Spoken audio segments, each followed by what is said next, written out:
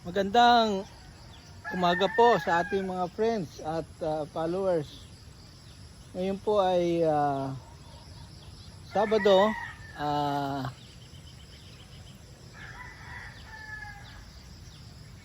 July 26. Nandito po ako sa Area 5 ngayon. So makikita nyo yung Area 5. Ito yung bago naming area na tinaniman. Mahaba na yung mga suloy. Ito mga 600 na poste ang linagay namin. At katabi ng ating mga breeding area. Pero ang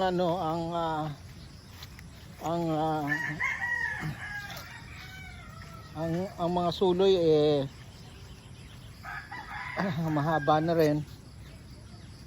Kaya bumili na kami ng mga used na gulong ng motorsiklo para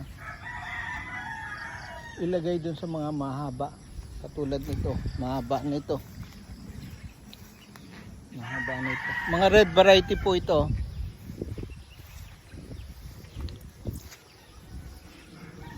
So hanggang doon sa baba mga 600 po na poste ang ginawa namin.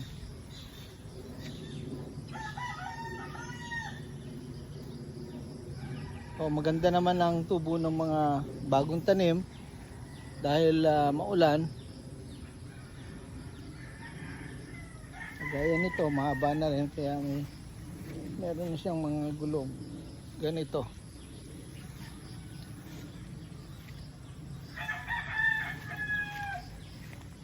So, ito po yung Area 5 na bago naming linis hanggang dun sa baba.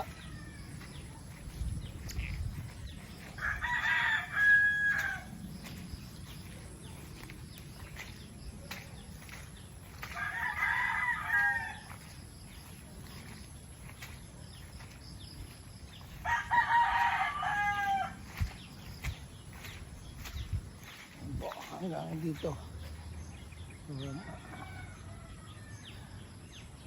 So marami-rami itong